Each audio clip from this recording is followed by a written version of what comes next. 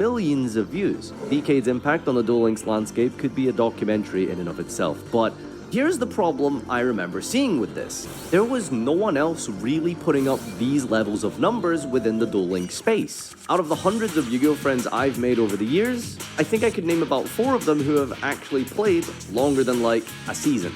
I know, personal anecdote, non-objectifiable reality, but where are the Duel Links players? According to Steam charts, the platform which covers the PC client, not the mobile client, Duel Links was at a steady, 6,000-7,000 concurrent players, with bigger numbers being put up around COVID, easily attributable to people having more space and time, and then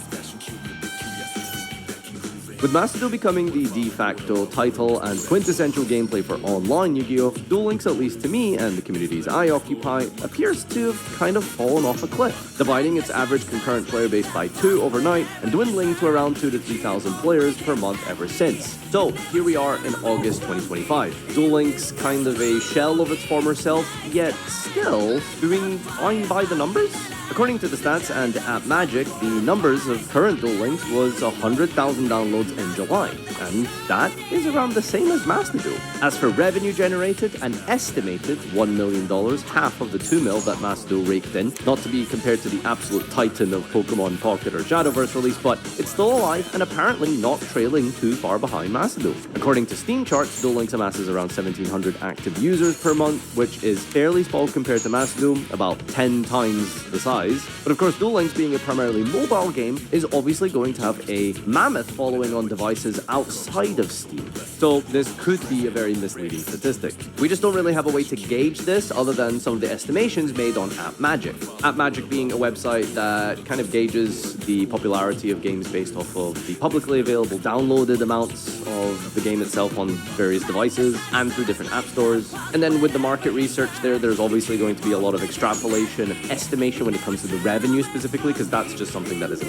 publicly available, but it's the closest that we can have to kind of seeing where the game is at.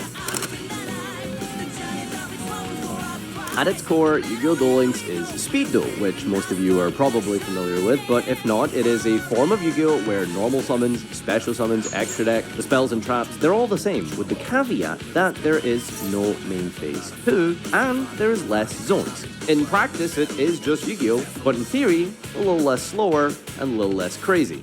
In theory. The biggest difference is that Duel Links has skills. These are abilities that immediately can be used whenever their activation requirement has been met. They either have some sort of archetype relevance to their anime character, or some sort of utility regarding the meta. These can range anywhere from simple attack boosts and maybe a graveyard lock of sorts to it can be activated before your normal draw. One of the cards from your normal draw this turn will be a Dragon of Pride and Soul. Send all the cards from your hand, deck, extra, and field to the graveyard, and return all of your banished cards. Sorry, what? Send all other cards from your hand, deck, extra, and field to the graveyard, and return all of your banished cards to the grave. And if you have 25 or more cards in your grave, randomly send 25 cards with the same names as those in your graveyard from outside of your deck to your opponent's graveyard. After using this, you can't normal or special except Dragon of Pride or activate card effects for the rest of this duel. The relevant effect is number 2. That's not the relevant effect! While skills used to be a nice little bonus in your deck years ago, just a way to help you get back into the game with something like Destiny Draw or to seal off your opponent's grave for a turn, many of these skills have become deciding game pieces that are mandatory uses for the competitive viability of so many decks. Conceptually, one of the positives of these skills is that it allows archetypes to do things that maybe the designers intended them to do 10 years ago, but they just didn't really have the consistency or really the sort of array of support cards that would have really helped them to achieve that. And of course, when you have a digital game that can just immediately add cards from outside of a deck and spawn pieces onto the field out of nothing, it becomes super wacky and, dare I say, very fun. And that is where the vision gets actually realized. Conversely, a lot of people have kind of complained that recent players are just sort of playing skills instead of decks. These abilities have become so powerful and so integral and adjacent to certain archetypes that you're kind of just following an on-rail track towards what the designers intended you to do in one unchainable instance. For me, I still don't know if I'm a big fan of skills. I suppose they do in some sort of form take away from the essence of Yu-Gi-Oh, but it does transform it into something new and unique, for better or for worse. And there is obviously a massive appeal in this. The consistency and viability for certain archetypes that they gain just from the existence of these skills is absolutely massive, and obviously extremely fun for people who like those decks. But to tell you the truth, the biggest problem that I have with skills and stuff like that in Duel Links is everything associated with around obtaining them and leveling up towards them, etc. When you build a deck in Duel Links, you build a deck played by a character. Now normally you can get away with just choosing whoever, like Yugi or Joey and Jaden, and it's fine, but the problem is that to really optimize your deck, you want to play a character that has synergy with your deck. Most of the run-of-the-mill average skills are usable by a big number of characters in the game, but the thing is, some have really important ones. For example, you kind of just can't play Infernity optimally without, like, Kalen. Kalen requires you to level him up. It's just gacha gameplay, yeah. You have to first of all obtain and unlock Kalen, which I can't even remember how anymore, but at least when I did it many years ago, you had to do a X number of summons or deal X damage while in 5D's world, and then you had to level them, either by playing as them and dueling in ranked, or against various PvE, player versus environment bots. The problem, of course, being that PvE bots have a timer that they don't just respawn instantly to. You can't just sit and farm them infinitely. However, if you do want to level a character faster, you can pay to have more PvE bots respawn faster and grant more XP. And there's even an option to auto-duel. Yes, you can click a button and it automatically duels for you. What are we doing here? Anyway, as someone who just wants to play Yu-Gi-Oh at its core, having skills and very important game pieces locked behind the leveling system is frustrating. How do I get Gallant Granite? It says it's from the event. How long is that going to take me? Can I, like, just get the Granite, like, a couple of duels, in and out, fun little journey? Days! For anyone who has ever played Adamancipator, the deck that I chose to run during my return to the game, you're likely very familiar with how important Gallant Granite is. The rank 4 monster that allows you to search a rock. Searching Block Dragon is sort of the heart and soul combo of the deck. Well, in order to get Gallant Granite, you have to win, I believe it's 40 ranked games, but then wait, shit, you can't Ash Blossom this? You have to play that's what I was holding this for. Of the deck in ranked. Now let me level with you here. So this idea of a almost RPG-like system where very slowly over time your deck gets more powerful and stronger as you obtain more cards, I think conceptually is really cool and definitely has a place, in my opinion, more so in a PvE environment. When it comes to PvP, and in a game that has microtransactions, that becomes really frustrating and not fun. Ultimately, at the low ranks, yeah, you will just be bullying children, but as you get higher and higher, you are going to encounter good players and good decks, and if you just don't have these important cards and game pieces, their deck is just better than yours, and you're gatekept behind optimization.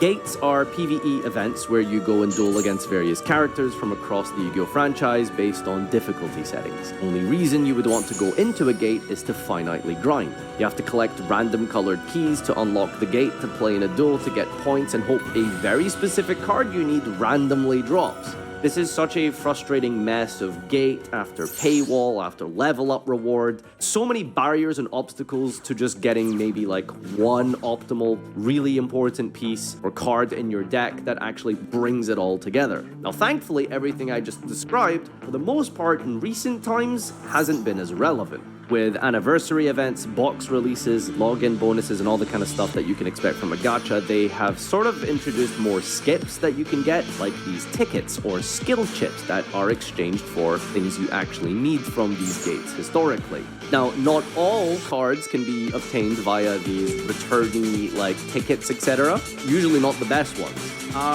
So can I get an actual Adamancipator card from here? Seeker.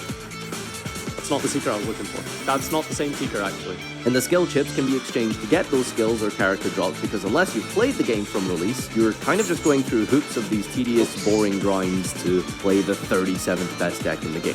So all of that to say is that sometimes optimizing in Yu-Gi-Oh! Duel Links is not even so much a case of just spend more money, although spending more money does fix about 95% of the problem. There are also just events and time-gated situations where you can't get some cards. I remember very vividly admittedly, a couple years ago when I was trying to play Burning Abyss, I just couldn't get Leviathan Dragon. It was just locked behind a time-gated event that I didn't play at the time, so I just didn't have that card. This worst experience I've had in a game. Oh, please, Seeker, please. Fuck! Worst day of my life, dude. Actually, worst day of my life. Okay, imagine if this is researchers.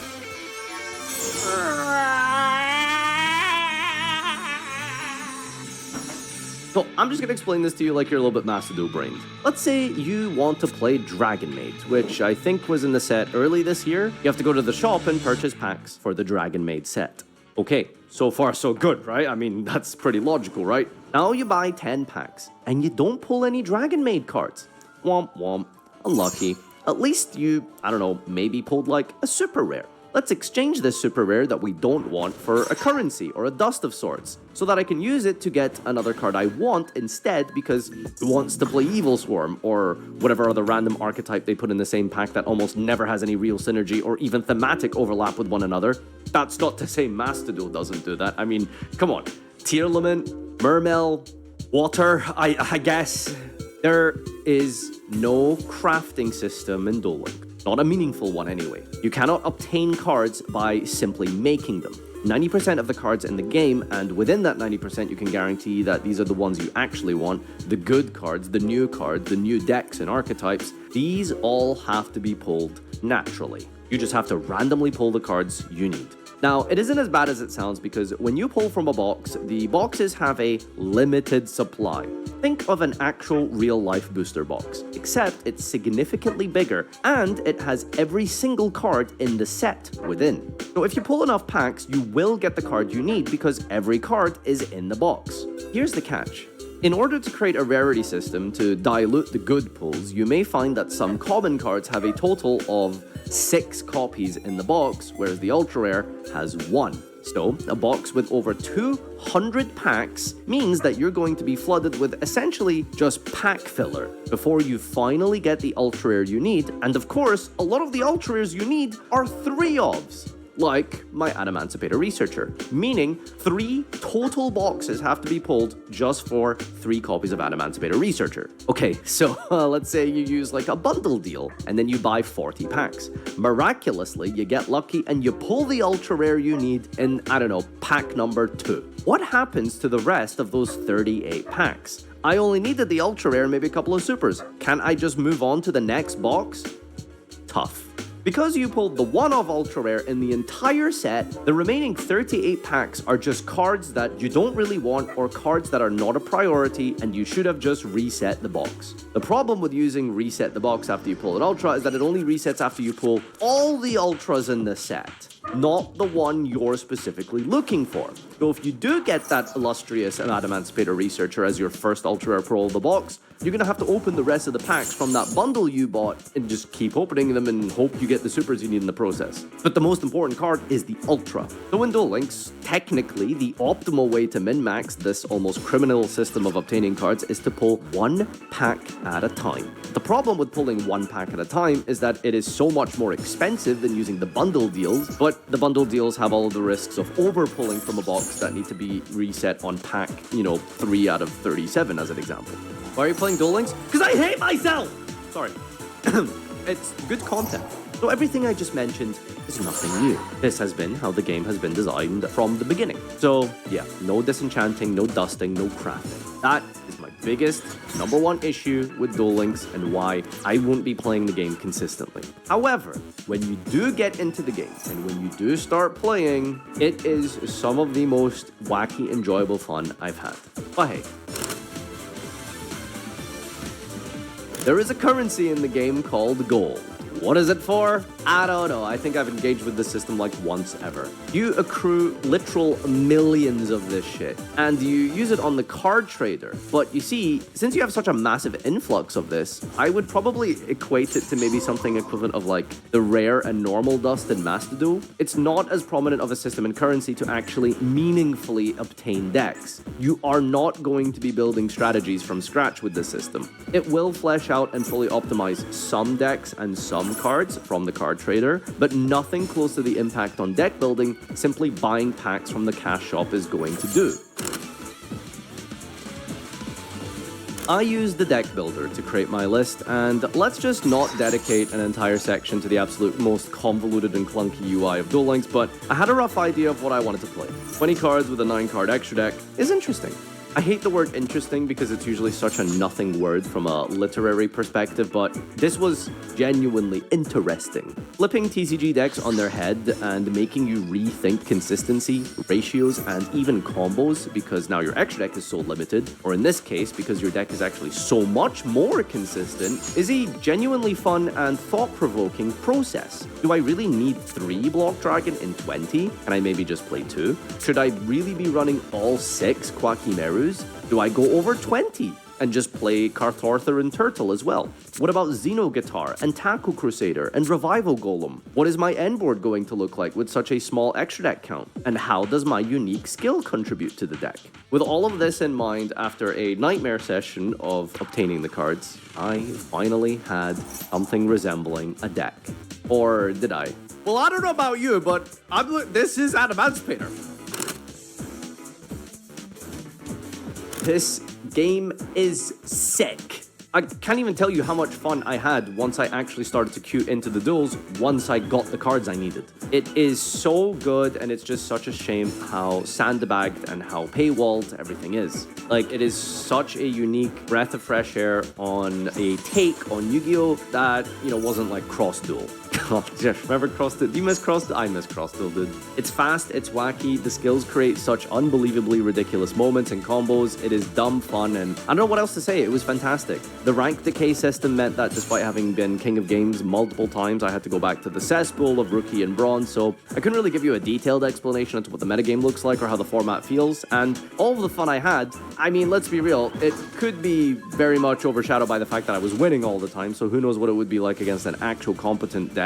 But ultimately, this experiment was about dedicating an entire afternoon to jumping back in, playing the game as a new/returning player to experience what's available in a more casual setting. Which, for this specific occasion, in my circumstance specifically, it was fine, honestly. I probably spent a little bit more than I intended to with my budget. I think I spent about $50, but that got me 2.5 decks, a Adamantipator deck missing 1 or 2 Researcher. I got most of the branded deck, missing I think 1 Aliber, and I think Chimera is also done as well, so I can play full power branded if I want to. The problem is, like, it would be nice if I could just play the deck I wanted to and intended to play. Shout out to the massive community I honestly didn't even know that I had who absolutely loved Duel Links. I opened the duel room and it was filled, no joke, within like 30 seconds, people showing off cool decks, which for context was faster than some of the massive duel rooms I've opened. Where do you people come from? Why is there this many Duel Links players? There's no way there's this many Duel Links players. Oh, I don't get it. I don't get it. There is obviously a demand for Duel Links, and there must be a sizable, thriving player base who love this game for lots of positive gameplay-related reasons. It's a fun, enjoyable experience at its core. The games are fast, despite the absurd levels of power creep that's occurred since I last hit King of Games. I think it was Baby Raccoons, who made a big token and set Fiendish Chain.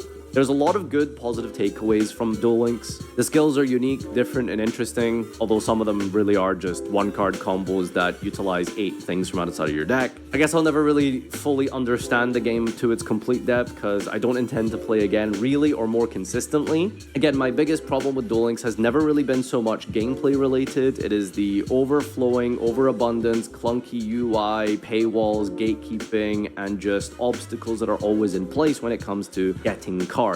But maybe some of you had a different kind of experience playing Duel Links in the anniversary event earlier this year, or maybe some of you did return to play Branded and Adamantipator, or even Rush Duel for whatever reason, I guess, if that's a thing. I didn't even try that, sorry, so that's not what this video is about. But there is a whole other game mode I heard is significantly cheaper, but I, of course, was focusing on Speed Duel, which is at its core more of the Yu-Gi-Oh! That I was interested in playing. So thank you so much, everyone, for watching. Hope you enjoyed this video. Leave a comment down below with your experiences and your criticisms or positives and praise of Duel Links, and I'll see you next time. Bye-bye.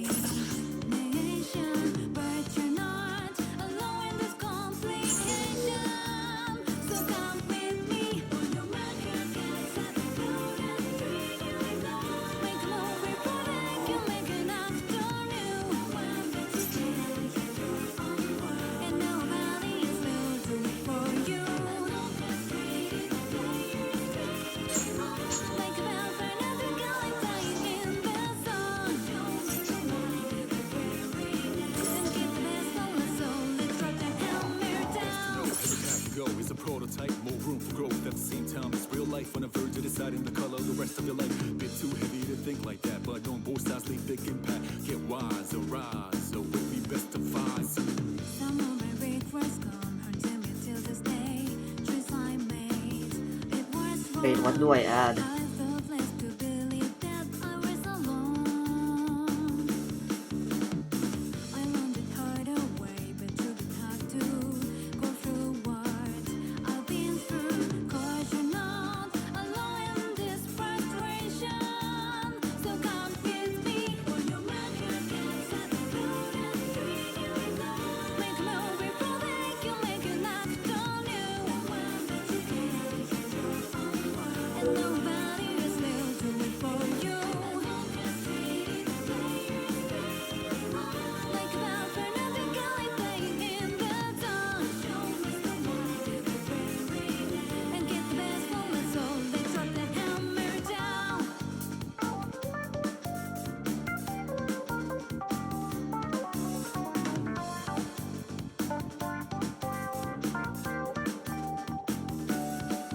When lost, look around you for a sec. You may feel lonely, but you're not alone. In this world, we're right here with Coincidence, you. now I chose to reach destiny. I sought for it was scarred up, but I'm feeling good. Move destiny, I'm coming through. Partner, we can do this right. You're the fire, I'm the wind tonight. Burning dread, haha, that's right. Baby, baby, baby, we tight. Make a move before they can make an act on you. And nobody else will do it for you. Like a bad friend at the galley playing in the dark. And get the best moment, so let's drop the hammer down. So I pull the trigger, make it look flashy even when it's bitter. Cannot defeat me even when I lose. I stand right back to the spot, go figure. You don't see what I see, but you don't have to see what I see. Just see how to ride despite my differences. Sometimes You're in the perfect Ah, shit, it's vanished. especially when they're ready. More times people brutal till it catches you.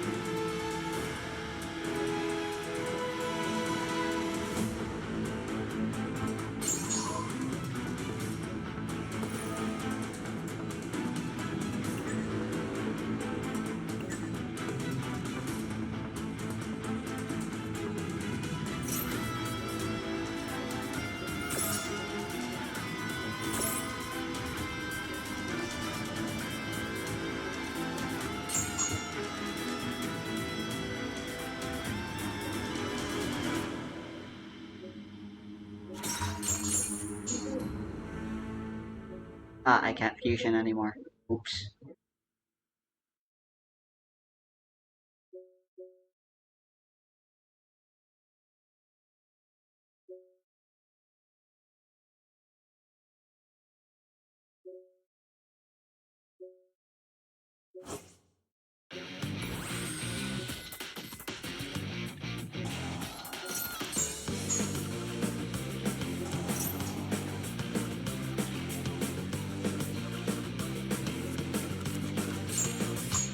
It's all The water water there every day. every day.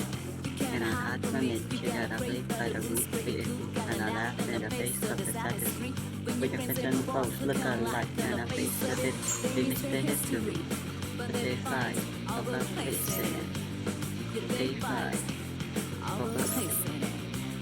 Had it bad times, they just had to laugh 'cause fight. I know it's not your fault to say, but there ain't no other way. So step on up to the place. Need your faith, walking straight on into the light. Step on up to the place. 'Cause this ain't no game. It's time to make history, yeah.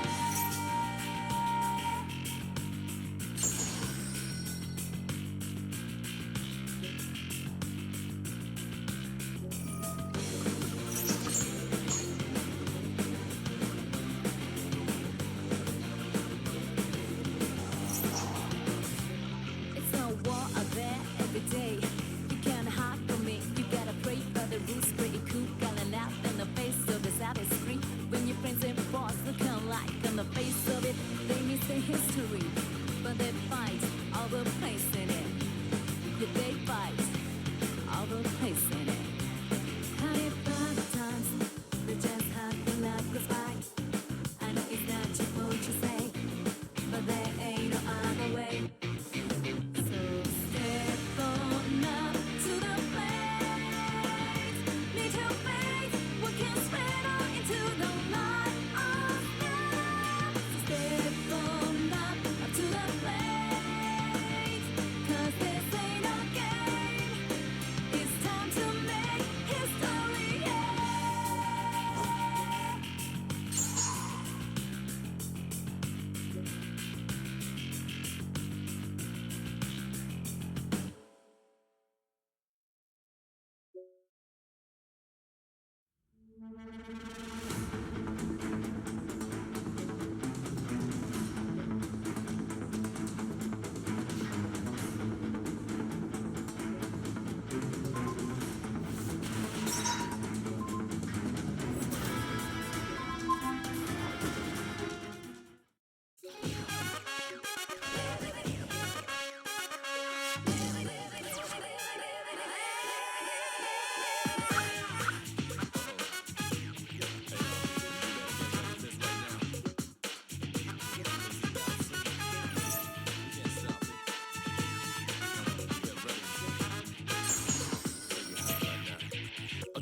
Sit down and get down.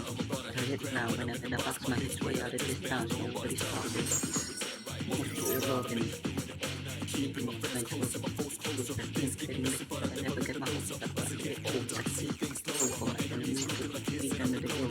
It's not next masterpiece, me. A new generation came up with the beast things. But I'm the Mr. Nice Guy, see I'm a wise guy. Not a mafioso, but a hustle like mine. Lay low if you feel like me. I'll take these beats, bits go crazy with me. So put him up in this place with me. And shake with a man, L to the G's, now follow me. Ho! Oh yeah, down, down, down, down, down, baby, baby, down, down, down, down, down, down. Oh yeah, down, down, down, down, down, baby, baby, down, down, down, down. Oh yeah, down, down, down, down, down, baby, baby, down, down, down, down, down. Oh yeah, down, down, down, down, down, baby, baby, down, down, down, down.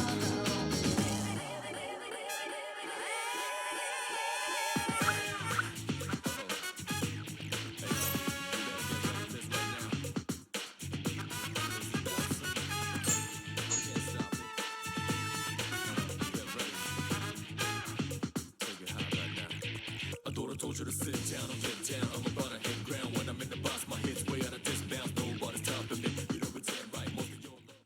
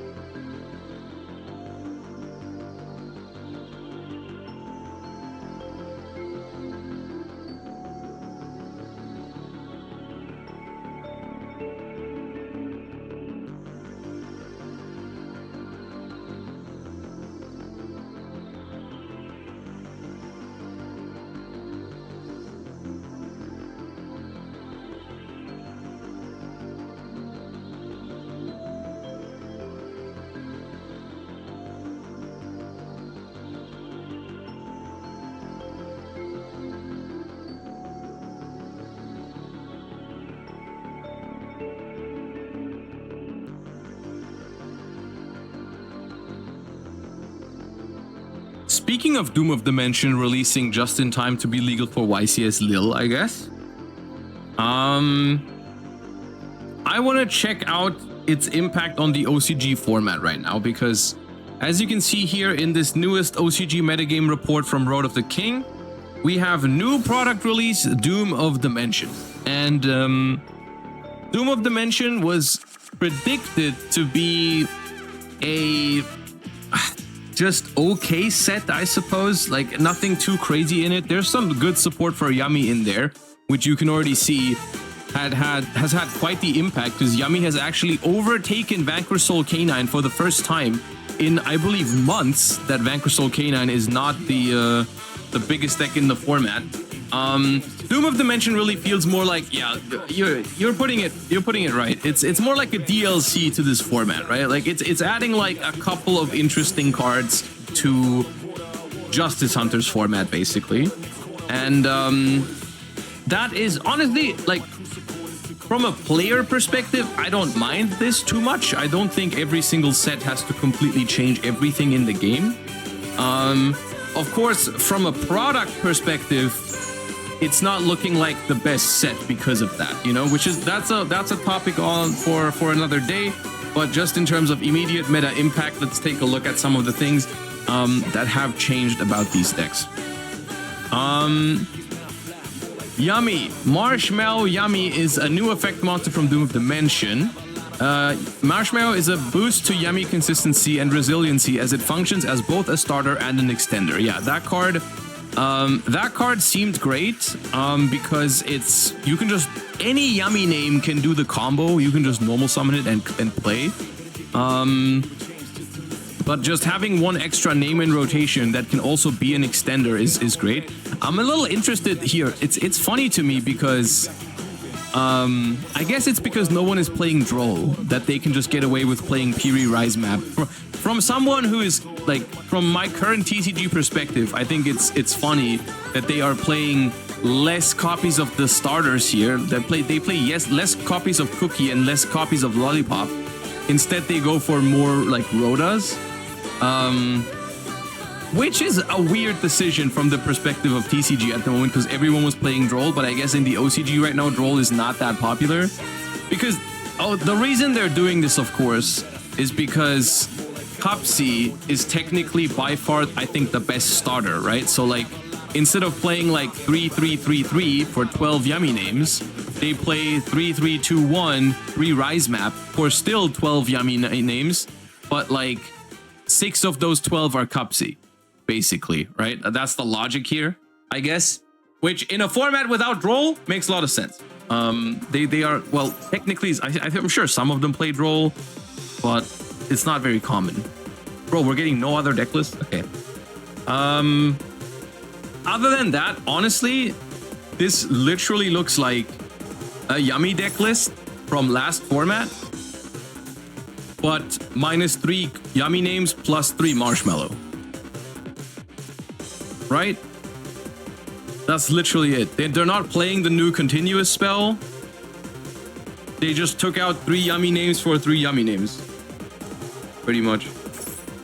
No Hornet Drones? Yeah, but that's always an optional card, right? In Yummy. That's always been an optional card. Vanquish Soul. Ooh, do they play Noroi? Oh, they play one copy of it. Okay, interesting. a combo opening with Noroi is as follows. Normal summon Noroi, special Jockle. Jockle add Lantern. Noro make Ripper. Ripper add another Jockle. Lantern, special itself and Noroi. Lantern add Case. Case add Izuna. Noroi send Case, look at opponent's hand. Jokel effect, special itself and Izuna from hand. Izuna send Lupus. Make Skuldred. God, okay. So this is how, I guess this is how the K9 cards bridge into Vanquish Soul, is you just spit a bunch of monsters onto the field and then make Saryuja. I mean, I guess that works. And you get to keep the Ripper as well. You get to keep the Ripper as well. Yeah. I mean, yeah, one Noroi making Ripper plus Saryuja seems kind of broken. This reminds me of the Millennium Engine, right? A little bit. Because it's like, it's a one card starter for any deck technically. And you can just look at the next 4 cards and see if your starter is there, right? It also fixes attributes of range. Yeah, no, it seems pretty good. It's interesting though, they only play one of it. I guess it is a normal summon after all. It is a normal summon, so yeah. Super Poly seems to be a card of choice here, also for Yami mainly, I think. What was the fusion now? What is this? Axe and Kicker Oracle? Yeah. This is a psychic monster plus a Synchroic Caesar Link. Oh, holy Sue! Oh, okay.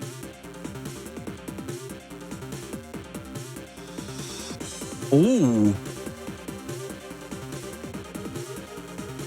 Oh. More Valon, yeah. Oh, that's a good Super Poly target, Jesus. Yeah, okay. No, Super Poly is getting pretty interesting in the format when that card comes out. I didn't really consider that card because at the moment Super Poly is not great in the TCG against K9 Vanquish Soul. It's good against Yami. Won't help us versus Paradise though. You are correct. However, I think I am optimistic that the ban list that we are getting after Worlds at some point, maybe they will announce it at Worlds or shortly after Worlds, at some point in September. I think surely, right? Paradise Smash. Look, they banned it in Master Duel even before any of this comes out. It's banned in the OCG, surely. I can't believe Master Duel killed it first. That's how low the bar is, you know? A card absolutely needs to be banned when Master Duel bans it before the TCG. That's crazy. That's crazy. They banned nothing in Master Duel, dude. It was more likely that they would limit Lupus before banning Paradise Smasher. That was the more likely outcome in the universe that we live in. Because that's just how Master Duel works. A little skeptical about it because the rarity upgrade. Sure, it has a collector's rare in the thingy, but I don't know, man. Unfortunately, this is all the lists that they've highlighted here. Conclusion, Doom of Dimension has a moderate impact on the metagame in the initial weeks of release. Yami and K9 Vanquish are still the top 2 contenders, but Yami takes over the top spot with the addition of Marshmallow. DD also received new cards and saw a boost to its competitiveness, placing DD in the likes of Sky Striker and Lunalight. DD's best performance over these 2 weeks was Salted Fish, who went 8-2 and finished top 32 in the China City tournament, which had 800 players. Okay. I mean, other notable decks, I suppose.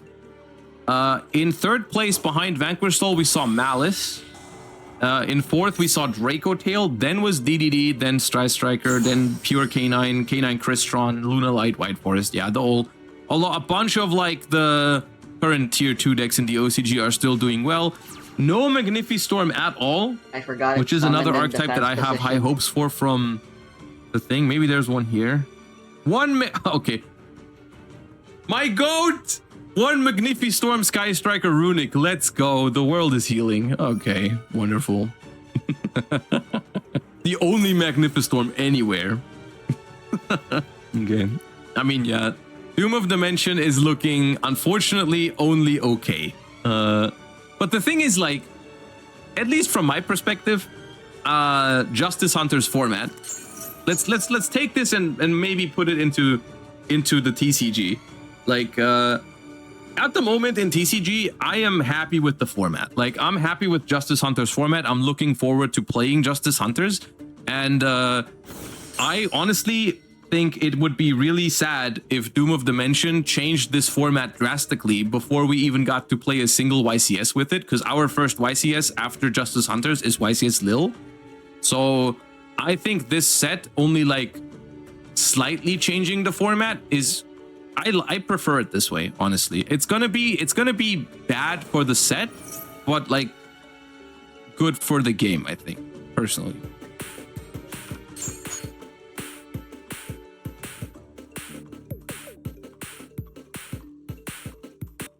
How's it going, dudes? You ever nearly bankrupt a multi-million-dollar corporation on accident? You ever make a board game that makes somebody so mad that the Supreme Court nearly gets involved? You ever have someone walk up to you with life-changing money and just tell them to F off? Well, I've got one guy that managed to do all three of those things in less than a decade.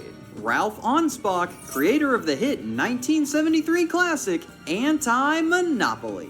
Anti-Monopoly is the subject of one of the craziest sagas in the history of the genre, as this simple bust-the-trust game has been embroiled in immense controversy, untold amounts of confusion, and multiple lawsuits that had the potential to completely unravel the entire board game market.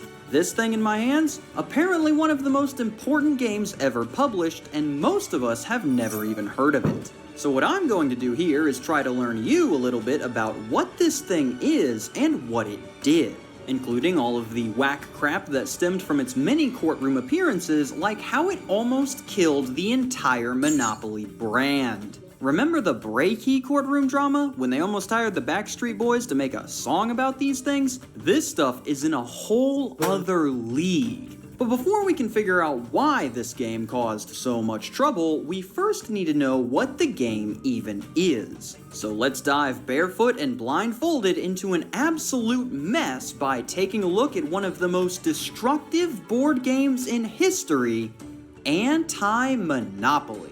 Anti-Monopoly is the 1973 title that sees players take up the roles of trust-busting lawyers who are attempting to break up the oligopolies, trusts, and monopolies that are holding the market hostage. You do this by moving around the board and purchasing indictments on the companies you land on, successfully busting a trust when you can manage to fill all of the indictment slots on a group. Social credit points are awarded for these and other actions, and the one with the most at the end wins both for themselves and for the economy. Okay, so first impressions with this one. Does this remind anybody of any other games in particular? Oh my gosh, they totally ripped off Connect 4! Yeah, upon first viewing, the Monopoly comparisons will start flying immediately, not helped by the fact that Monopoly is 60% of the game's title. However, there are several key distinguishing features here that would help separate the two in a purely hypothetical lawsuit. None of the spaces share the same names, the gameplay and win conditions are all completely different, the designs of all the components separate themselves very well. This could very easily be another late-for-the-sky Dashopoly title and not find any legal trouble at all. Now, in terms of a Dash Monopoly title, we'll have to see how that goes later. Back to the game though, it does a very good job at looking at the problems of regular Monopoly and trying its best to avoid them. For example, you won't have to worry about one guy hoarding one property of each color, as once you have two indictments on one group, you get assigned to that case. So no one else can try to take it from you, and if you complete it, then they'll need to pay you supervisory payments to keep an eye on those dastardly monopolies. Oh, you can trust me, buddy. These Google guys, they're not going anywhere. What's funny about this game is that you are all trying to work together to break up as many trusts as possible, but you are still trying to be the #1 buster as well. Each player has their own budget, their own cases, and can take out their own loans to help out. And once the first player runs out of money, you see who has the most points to determine the winner. Alright, good job everybody. We did only manage to break up the Auntie Anne's Pretzelopoly before Steven bankrupted himself, but that means that Kevin officially gets the gold star sticker. We'll meet up again next year. Of course, any self-respecting game could always use a little chaos, which is where the mailbox cards come in, causing effects that can help or harm your missions, such as your testimony inspiring a tightening of antitrust laws, political pressure ruining all your hard work, the Supreme Court ruling for or against your interests, one of your key witnesses fleeing the country altogether, getting invited to address the Commonwealth Club, which I believe doesn't do anything, a monopolistic businessman getting appointed to the head of the antitrust division, you getting caught bugging the office of a fellow agent, or you receiving one of several accolades, like winning Trust Buster of the Year, making this year's Who's Who in Washington, or even getting promoted, all of which do absolutely nothing. Keep up the good work, sport. Overall, a pretty easy, simple game that helps you learn the bare essentials of the antitrust process if you haven't the slightest clue what any of that is, with it also being admittedly pretty funny sometimes. But as this thing hit store shelves and subsequently started flying off of them, there was one group that was absolutely not laughing. Not laughing at all. So let's go now into super special awesome story time and see what led Parker Brothers to almost implode their entire gosh dang business. The year, December. Time, 1973. Ralph Anspach, econ professor at San Francisco State, publishes Anti-Monopoly to a decent opening, selling approximately 419,000 copies and bringing in nearly $1 million in revenue. This is what we in the business call a lot of freaking money. Not one to enjoy the sight of somebody having a good time, the Parker Brothers saw the increasing popularity of anti-monopoly and said, hey, wait a minute, we're regular Monopoly, and promptly sent Professor Anspach a cease and desist letter telling him to stop producing the game, destroy any current copies that he has, change any future titles so that they focus more on the trust-busting action, and allegedly run an ad in the newspaper apologizing for all the trouble? I would not put this past a legal team to request, but I say allegedly here as we'll find out later that our good buddy Ralph is already leaving out some key info. Professor Anspach, upon receiving a legal threat from a massive corporation with a full-fledged legal department behind them, decides that the only reasonable course of action is to, of course, go to court and sue them first. That's a bold strategy, Cameron. Let's see how that plays out for him. With this move, the professor has now locked himself in a legal duel. His dinky team of 2 lawyers against the entire legal might of the General Mills Fund Group, who owned Parker Brothers at the time. This kicked off a nearly 10-year-long brawl between the two that included about every twist that you could possibly imagine until they just ran out of courtrooms entirely. And it's my job now to try to relay this nonsense to you in a way that is comprehensible at all. A tall task when I just spent 4 hours looking through the appeals. So to start us off on this crazy train, let's begin with the very first lawsuit on offer, Anti-Monopoly Inc. versus General Mills Fund Group, Northern District Court of California. Now, this is by far the most complicated story ever covered on here. In addition to most of the information coming in the form of legal documents, there are a ton of contrasting accounts all over the internet as to who did what when and what actually even happened. So what I'm going to do here is present the timeline of information in the order that events were given to the court, with the info provided by the court documents being what I'm going with as my best source since they were the ones used to make the decision. As an example of what I'm dealing with here, there is a documentary by PBS about this time period and Monopoly's history. And just by reading the documents of the case that they are talking about, they have gotten multiple things wrong. So with that, let's finally start this nonsense off. Plaintiff, Anti-Monopoly Inc. claims that the entire Monopoly trademark is completely invalid based on two factors. It was either never valid to begin with, or has since become generic enough to void the trademark altogether. So basically, they sent this man a cease and desist letter, and his first reaction was to try to completely destroy the Monopoly brand. Defendant, General Mills Fund Group, claims that the Monopoly trademark is, in fact, valid and enforceable, real shocker there, and that anti-monopoly is in violation of that trademark. Now, you may be wondering how in the heck the professor here is going to try to argue that Monopoly's trademark is invalid when it's been perfectly fine for the last 40-odd years. Well, he undertook quite the feat to try to make this happen, as his goal was to prove that the story that Parker Brothers had been selling America on the origin of Monopoly had been, in fact, a lie. Originally, the story of Monopoly started from Charles Darrow. A man down on his luck after the Great Depression comes up with a revolutionary idea for a board game about buying and selling properties. He pitches the idea to a struggling Parker Brothers, it becomes a massive hit, zippity-doo-dah, everyone's rich. Now, this story is all well and good, but as the professor began to look around, he noticed some inconsistencies. Mainly that in October 1933, Darrow got the copyright for the game before Parker Brothers received both the rights and a trademark for Monopoly in 1935. Well, during his search, he began to find an increasing number of reports of people who played a real estate property trading game as early as the 1920s. These games going by various names in different parts of the country like inflation, business, finance, and in multiple cases, Monopoly.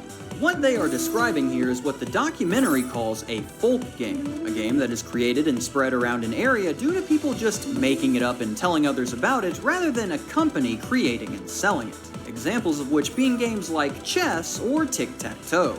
Well, this presented the professor with an interesting angle, as if he could prove that Darrow had simply commandeered an already established game, then he might be able to get Parker Brothers' entire trademark revoked. If you think you know where this is going from here, I wish it was that simple.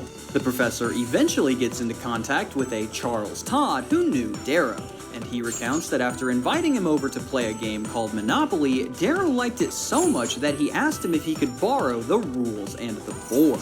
And later that year, a copyright for Monopoly in Darrow's name is suddenly established. Now, this wouldn't automatically win him the case. Regardless of whether or not Darrow stole the idea, this angle hinges on Monopoly being a widespread, established game to get the trademark overturned. But to Parker Brothers, this is regardless a massive problem. What has just transpired in the last couple years is that they sent a cease and desist letter to shut down another game with Monopoly in the title, entered a legal battle that they couldn't control because Ralph sued first, and that guy they sent the letter to is now bringing people and evidence that proves the story they had been selling Monopoly on for the last 40 years was a complete lie, which, even if they won the suit, would become public information if this trial went through. So the totally not panicking, why do you ask, members of the Parker Brothers decide to try and curb this little mishap before things just get a bit out of hand. Hey, Ralph, buddy, pal, friend. Look, I know we've both said and done some things that we might regret, and the court costs are really starting to add up, what with all the preparation and lawyers and junk. So we've got a solution that we think would help both sides.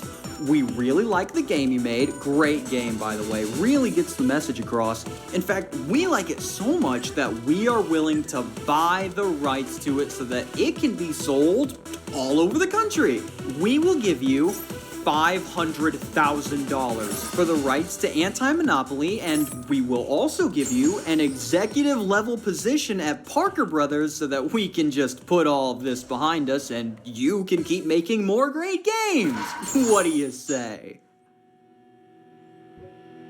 Nah. Okay, sounds good.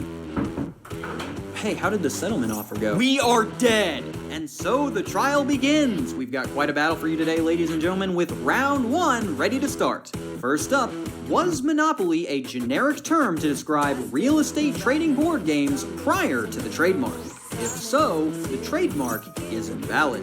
After the court spins, I kid you not, 6 consecutive paragraphs talking about wheat, the court eventually agreed that small groups of related people had played Monopoly in various parts of the country prior to Parker Brothers registering the trademark. However, the court concluded that this was insufficient to prove that the term was the common descriptive name of all real estate trading games. Basically saying that while the name Monopoly was thrown around here or there, similar games were also floating around going by different names like finance or inflation, which was true. Don't believe me? Look up Mr. Monopoly Inflation and see for yourself. As a result, the court ruled that monopoly was not a generic term prior to the trademark. So this round goes to Sergeant General Mills. Round 2. Has monopoly become a generic name since the trademark registration? What the court is trying to determine here is if the term monopoly now refers to all real estate trading board games and not an individual game emanating from a single source. This would be a load of barnacles. What they are trying to see here is if it has just become common practice to refer to any real estate trading game as Monopoly. Not a Monopoly ripoff, not a Monopoly-like, not a Trump version of Monopoly. You would just call both of these games Monopoly, and that's it. This has happened with other products before, like trampoline or videotape, but this is absolutely not the case with Monopoly, as all of these real estate trading games cannot just be called Monopoly without massive confusion. If you invite me over for a game of Monopoly and you pull out Joel Harden's Mogul, I am going to cause quite the kerfuffle. The court also agreed with this sentiment, ruling that Monopoly had not become a generic name since its registration, awarding round 2 also to Major General Mills. Round 3.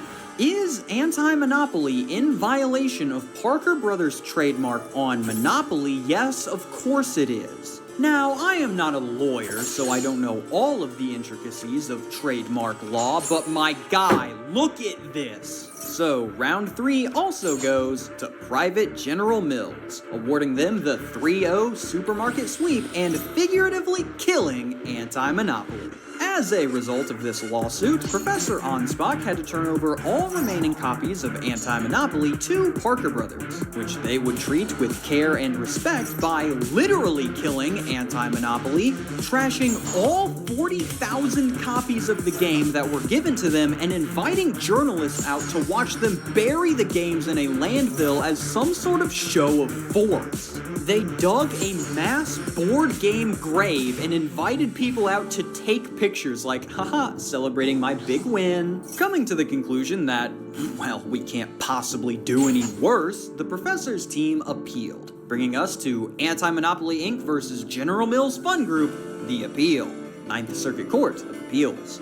Alright, we're back and we've got some issues with the last case. First, we're appealing the court's decision that the Monopoly trademark is valid.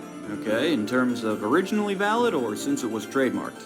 Both. We're also appealing the court's decision that anti-monopoly is in violation of that trademark. So you don't think the trademark's valid, but if it is, then you aren't in violation of it anyway?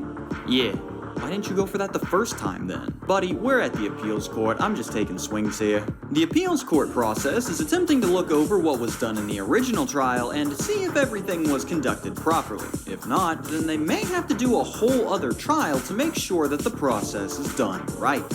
First up, no new information was added, everything was in line with the previous ruling. Yeah, this one still stands.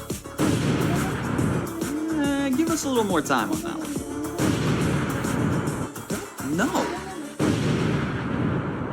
Wait a minute.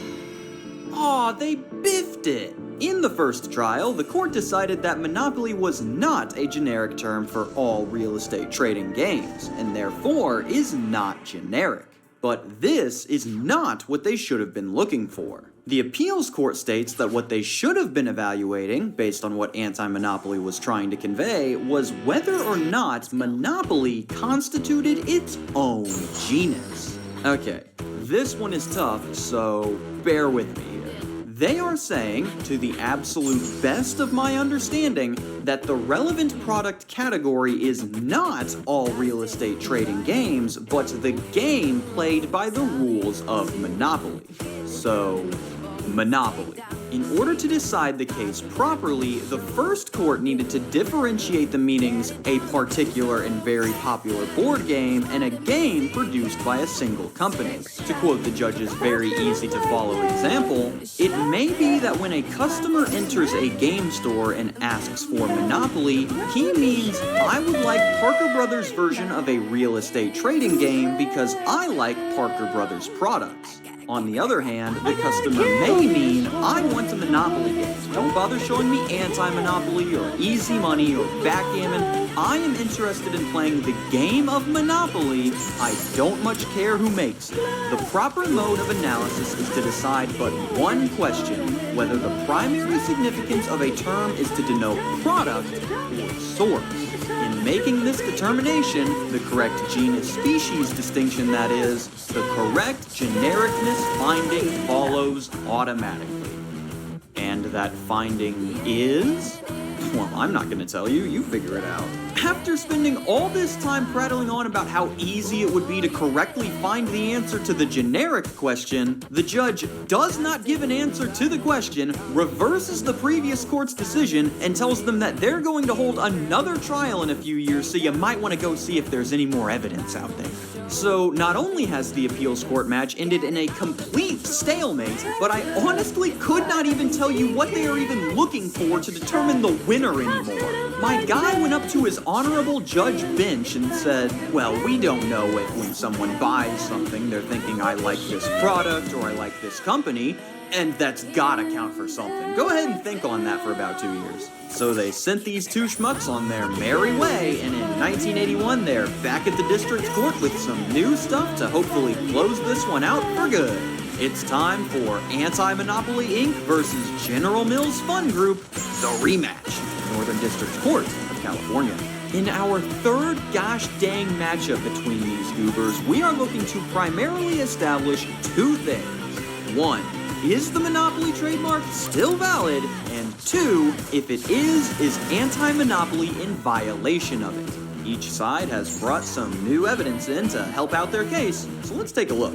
The Landlord's game is name-dropped in the document, so at this point we know that the history is the Landlord's game was made, it spun off into all these little versions of real estate games across the country, and then those eventually led to Monopoly. It has been discovered that the Professor's game was not always called Anti-Monopoly, but was originally called Bust the Trust. After the game failed to take off, Ralph changed the name to Anti-Monopoly. And lo and behold, including the visage of an extremely popular product can really help yours get some traction in the market. This little detail was surprisingly omitted in the documentary. No new evidence has been provided for the trademark infringement portion, so both sides have pretty much agreed that if there is a trademark, this thing is not allowed. And surveys were put together by both sides in order to get a glimpse into the mind of the American consumer. Here's what they found.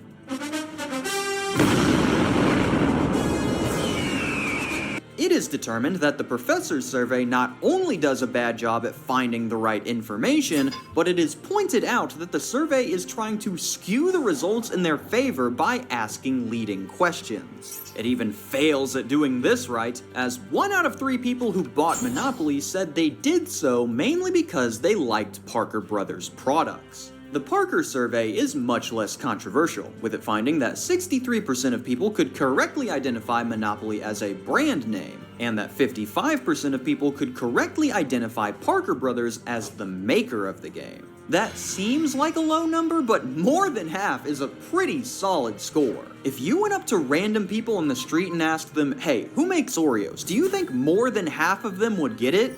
Do you even know who makes Oreos? That's pretty much all the new evidence, so let's see what the courts are thinking this time. Is this gosh dang trademark still valid or not? 1. Generic before it was made. While it is confirmed that Monopoly was played prior to the patent, there is not enough evidence to show that Monopoly was played widely enough to constitute the status as generic. This combined with the fact that Darrow and Parker Brothers popularized their own original version of the game, the trademark was made properly. Slimily, yes, but not illegally. This has been the case pretty much since the beginning, so let's go to the problem child that can't quite seem to make up its mind.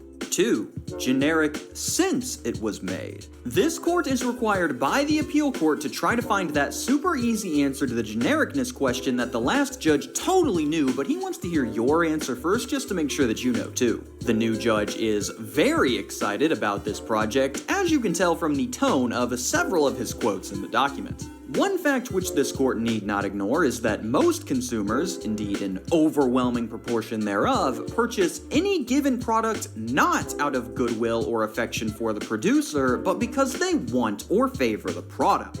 Only a shareholder of the General Mills Fund Group could reasonably be expected to purchase a Parker Brothers game out of an affection or goodwill for the corporation. Accordingly, the Ninth Circuit's mandate that this court divine the primary significance of monopoly in the consumer's mind must necessarily involve subtle inferences into the complex, convoluted mind of the American consumer, an unenviable task. Unless the Ninth Circuit standard is meant to foreclose the possibility of trademark protection for any producer of a unique game whose corporate name does not appear in the title of the game, example, Scrabble, then its test cannot be used here to thwart Monopoly's trademark rights. Ladies and gentlemen, Judge Spencer Williams, District Court of Fed Up With Your Crap. Coming as no surprise after that spiel, Monopoly is determined to primarily denote Parker Brothers, and the trademark is upheld yet again. So with the third court case in a row still not siding with the professor, there really is only one thing we can do from here. That's right, it's time to launch another appeal! My guy, there are only so many appeals before you hit the Supreme Court and can't go any further.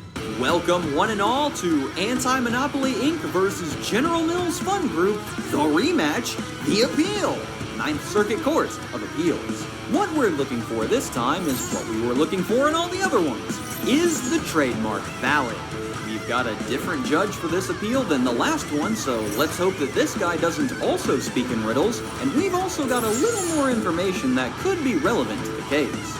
We have finally properly nailed down the Monopoly origin for good thanks to a letter from the president of Parker Brothers himself in 1957, which reads the following. So far as we know, the Landlord's game, invented by Mrs. Elizabeth Maggie Phillips of Washington, D.C., was the basic game for both finance and Monopoly.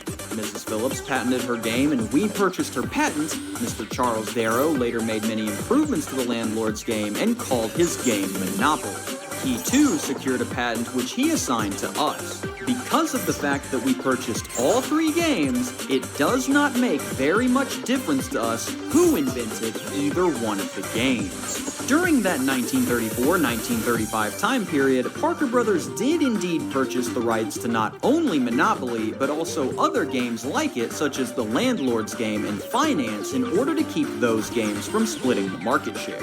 With a now monopoly on Monopoly, they would slowly phase out the other titles until only Monopoly remained, allowing it to dominate store shelves. They were likely going to do the same to Anti-Monopoly had Ralph accepted their first offer, as Mrs. Phillips' game was eventually forgotten for several decades after it was sold for around $12,000 in today's money. So with this being the fourth court case about this, they've decided to re-examine every piece of relevant information to make sure that they get it right this time. And here's what they came up with. In terms of whether it was generic prior to the trademark, they have fully accepted the correct Monopoly timeline of Landlord's game to small groups to various titles to Monopoly. When a small number of people use a particular thing and call it by a particular name, one which is not a common descriptive term for the thing, a person may appropriate the name and register it as a trademark.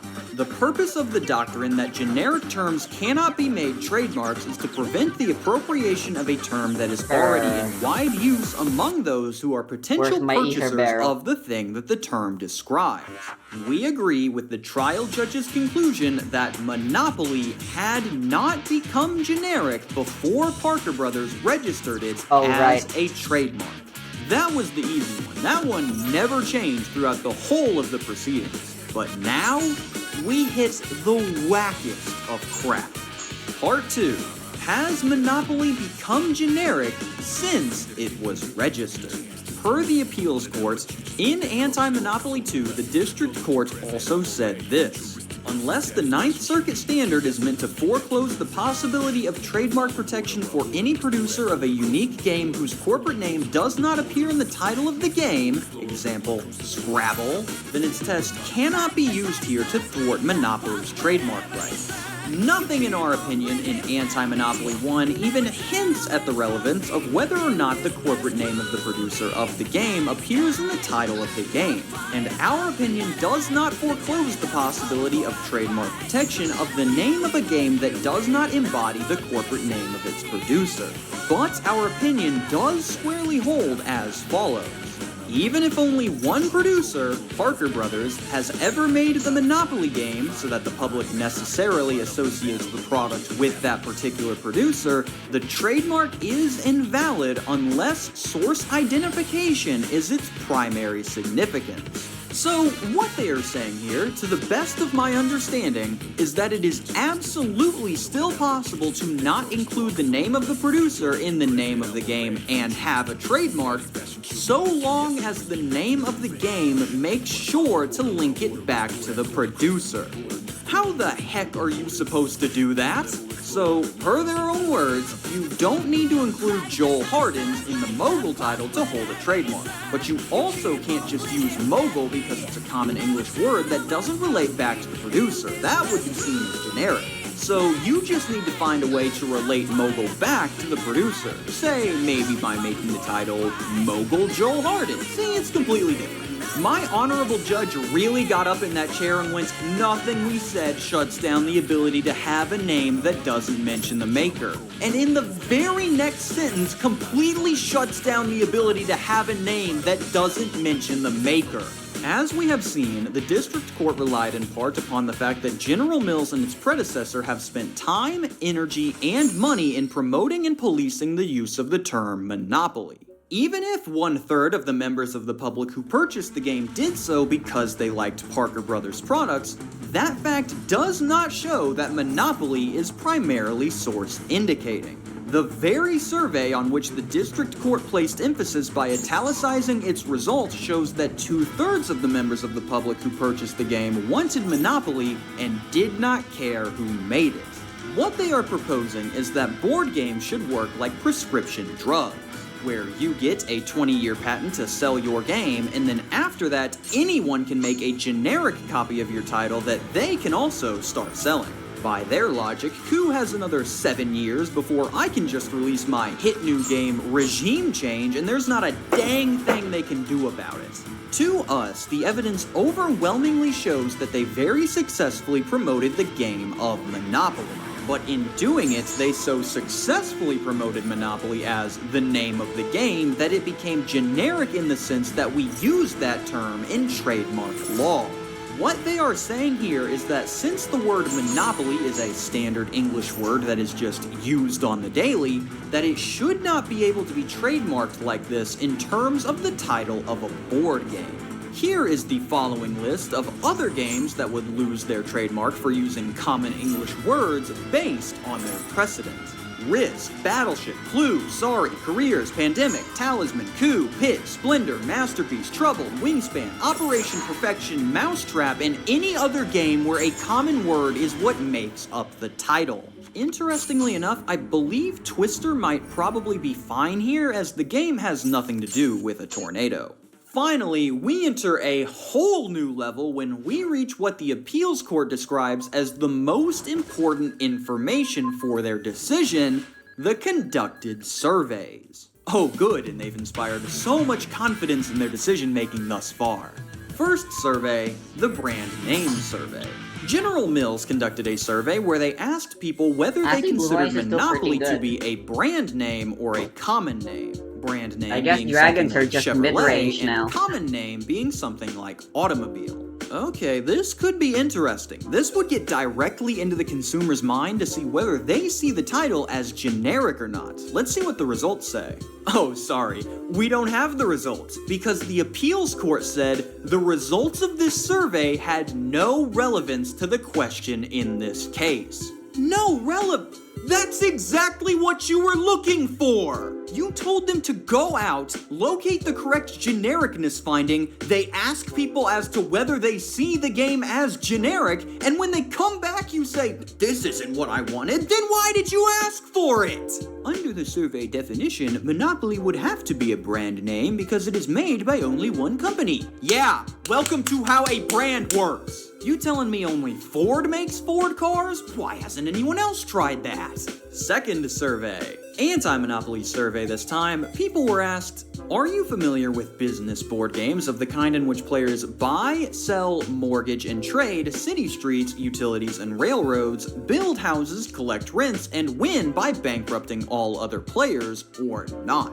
About 53% said that they were, and those people were then asked, if you were going to buy this kind of game, what would you ask for? That is, what would you tell the sales clerk that you wanted? About 80% of them said Monopoly.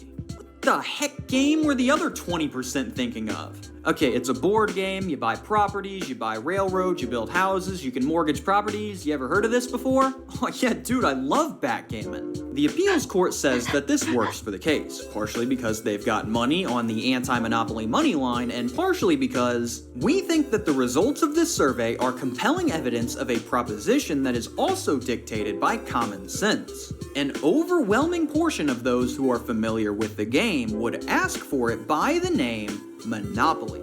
Dude, they remembered the name of a product they enjoyed? Can't be having that. Third survey, the motivation survey. Remember the anti-monopoly survey that was thrown out of the last court due to the slight issue of it being overwhelmingly prone to errors of subjective grading? Yeah, they allowed that back in as evidence because... Fourth survey, the Tide survey. General Mills submits a survey from Tide, where people were asked if they primarily buy Tide because they like the Tide detergent or because they liked Procter & Gamble's products, with 68% saying that they bought it because they liked the detergent. You may have recognized that this question is almost exactly the same as the anti-monopoly survey that was just admitted, where they asked, did you buy Monopoly due to liking the product or because you like Parker Brothers products? The appeals court didn't think so, saying that the results in the Tide survey are of no relevance to this case. Surely, they must have a dang good explanation for this one, because I'm about to call for an investigation.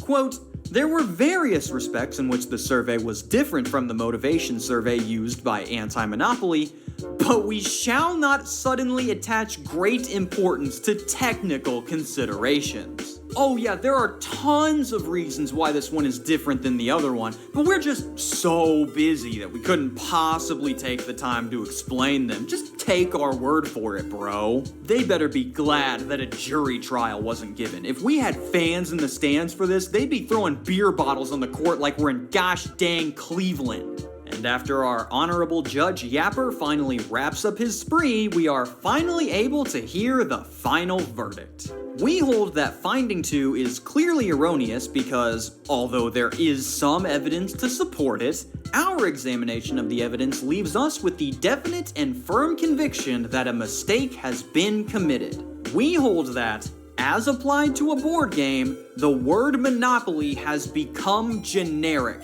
and the registration of it as a trademark is no longer valid. We freaking won? Parker Brothers has just lost not only the suit, not only all the money in attorney fees, but also their entire right to the Monopoly trademark altogether. And the worst part is, I can't even be happy about it because I just witnessed the biggest instance of ref ball I've ever seen in my life. What the heck was that? My guy got into his judge chair and made a call so bogus, even the opposing team went, ooh, that. That's bad. Again, I am not a lawyer, so I could be missing something here, but it's gotta mean something that after reading and rereading these cases for hours, every time the district court explained their findings, I went, oh yeah, okay, I can see where they're coming from there. And every time the appeals court explained their stuff, I'm frozen from reading the dumbest sentence I've ever seen in my life. Parker Brothers got hit by the biggest screw job I've seen in all my days, and I'm just standing on the sidelines shouting, "Ref, please, throw the flag! My guy's getting murdered out there!" But there will be no flag. There will never be a flag. The ref's already thinking about Cancun. I honestly believe that what happened is that the appeals court got so butthurt from the district court pointing out their garbage in the third case that they went, "Oh, you're taking shots at me? You're talking noise at me? You're shaking my bag of cats, lil bro? Well, guess what? I'm revoking your decision. Parker Brothers, your trademark's no longer valid." Hee-haw. As a result of this win, Anti-Monopoly is now able to properly return to producing and selling their game. And as a hilarious bonus, Parker Brothers also needs to reimburse Ralph for every copy of the game they destroyed in that little celebratory extinction event that they hosted. Good! Remember kids, never start showboating until the game is over. But that little mishap is far from the biggest problem Parker Brothers is worried about right now. You see, with no trademark on Monopoly, anyone is now able to make and sell their own version of the game, turning Monopoly into a chess-type title that will absolutely kill the company. So what do you do when you think the court has screwed you over? Why, you appeal, of course! And with no appeal courts left above this one, there is only one place left that this case can go. Straight to the Supreme Court of the United States of America. Tensions are high. This is the last chance for both parties, both with everything on the line. The highest court in the country about to hear the case for what could decide the future of trademark validity in America as a whole. Let's go now to the Supreme Court cam to see their first reaction. What is this? Board game crap? I don't have time for this. Just go with whatever the last guy said. They outright refused to hear the case. Parker Brothers has permanently lost. There is nothing they can do about it. The makers of the popular board game Monopoly today drew a chance card and lost, for real. They didn't go to jail, they didn't pass go, but lost their monopoly on Monopoly. Quite a few Monopoly has lost its monopoly on Monopoly. That is stories. an We'll print that amazing next week, and our script beloved professor could for a finally news rest for a easy knowing newscast. that his Holy legal shit. troubles were over. But quite a few people were concerned as to what this ruling meant for other trademarks across the US. Parker Brothers has maintained that such an interpretation of the law could have a devastating economic impact on companies. But Robin Rolfe, executive director of the United States Trademark Association, said, "It is still too early to see what the real impact will be. Perhaps it will have no impact. That would be our greatest hope."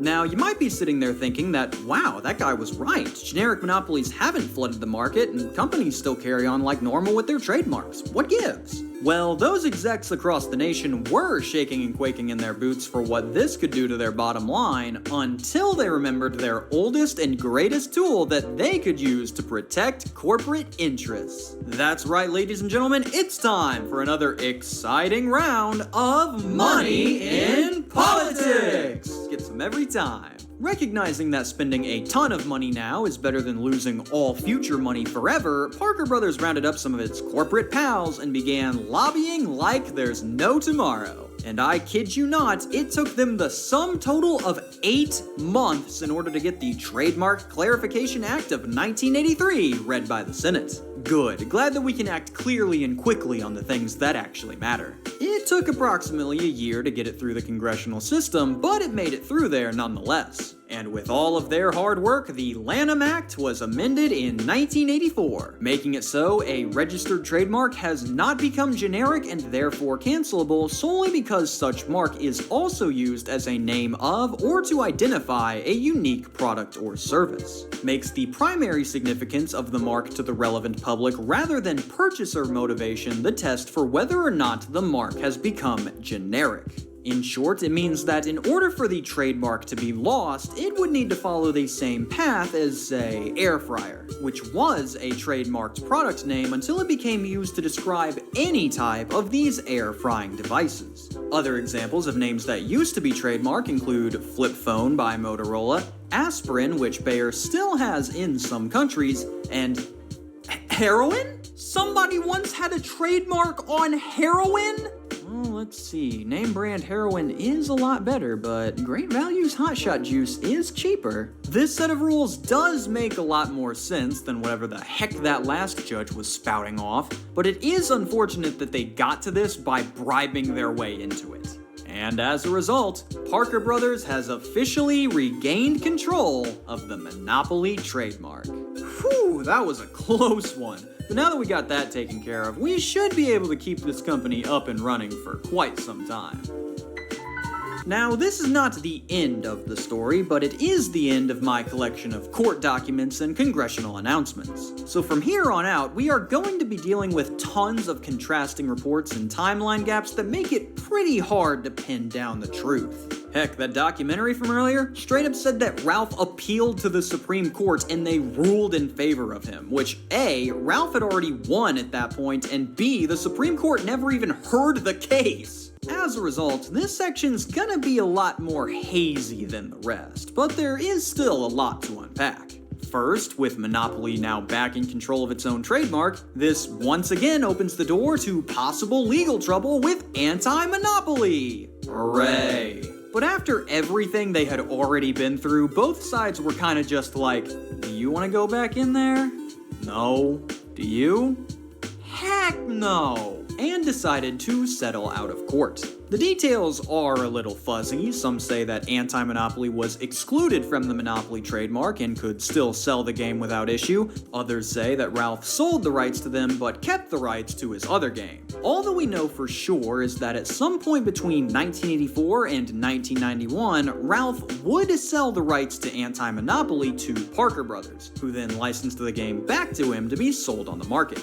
This little alliance would continue seamlessly and without issue all the way up until it didn't anymore. Shocker, I know. More on that later. Another interesting thing that happened during this time period was another little game released by the name of Gay Monopoly, a title that we've looked at prior that dropped in 1983 before getting atomized in a lawsuit by Parker Brothers. I found this timing interesting as how was Anti-Monopoly able to win their suit against Parker Brothers while Gay Monopoly got obliterated? And what I was able to come up with was that Gay Monopoly was under fire for a completely different reason: copyright infringement. See, anti-monopoly was in violation of the trademark. It used the word monopoly not to say that it was anti the board game, it was anti the general economic concept of a monopoly. That word just happened to be under trademark when used as the title of a board game. Gay Monopoly, meanwhile, is not referring to a homosexual company that controls the market and barriers to entry. It is referring to a homosexual version of the Parker Brothers board game, which was done without the permission of the company, which is why they got eviscerated in the lawsuit. This also adds another layer to the Gay Monopoly lore, as when you look at the details of the game and the timing of its release, something really fishy starts to take shape. You see, the Monopoly trademark was finally found to be void in February of '83. This makes nationwide news, and everyone is quite shocked by this. Mysteriously, before the end of that same year, a title by the name of Gay Monopoly would release, claiming to be a celebration of gay life. Despite having quite a lot of effort poured into it, the game does contain errors in its trivia and effect cards, the scaling of its property prices, and in one case, an entire property not having a price at all, giving the impression that it was partially rushed. Additionally, despite containing many mechanics that separate it from the Parker Brothers game, it still chooses to use Monopoly in the title, which opens it up to the legal trouble that kills the game. Well, with all of this background information about what was happening to Monopoly at the time, I think I do now have an answer for all these questions, as I think that Gay Monopoly's main purpose was to allow Fire Island Games to capitalize off of Monopoly losing its trademark by releasing a game that would catch the attention of the public. not realizing that while Parker had lost the trademark, they still had the copyright. This series of events answers so many of those questions. Why did it release in this time period? Because Monopoly's trademark was removed. Why does it contain so many blatant errors? Because its rushed production meant that it couldn't do proper quality control. And the big one, why did they use Monopoly in the title knowing that Parker Brothers would absolutely seek legal action? Because they thought that they could get away with it now that the trademark was invalid. This makes the whole thing even worse because now we know for sure that if they would have changed the name, they would have been fine because Parker Brothers didn't even have a trademark at that point. There was literally only one single way that they could have gotten into legal trouble, and they smacked that sucker into right field for Parker Brothers' easiest pop fly of their life. What Gay Monopoly did here was basically watch the patent for Claritin expire, put out a drug called Claritin 2, and then immediately get sent to the Shadow Realm for copyright infringement. Actively impressed that they managed to screw up the only point where they could have gotten away with this with no repercussions. All they had to do was walk in a straight line and they managed to trip, fall, and die. And that should bring to a close the complete saga and impact of Anti-Monopoly. At least, Anti-Monopoly 1. You heard that right, folks. It's Anti-Monopoly 2! Complete with its own entirely separate game, entirely separate issues, and entirely separate lawsuit against everyone's favorite board game buddy, the Hasbro Corporation. However, that will need to be a story for the next video to tell, as unless I split this up, there will be no uploads for over a month, and I will be the next one declaring bankruptcy. So until I see you there, keep in mind the Parker Brothers, and always remember to never put yourself in a situation where one bad call can lose you the game. Signing off for Remembering to Tip Your Senator, I am Cam Sandwich. Thank you for watching and have a fantastic day. A special thank you to my suppliers, staff, and chefs over at the deli, as well as the media preservers helping me get these rare games ported for the public to enjoy. If you'd like to join the crew, you can take a look using the link in the description below.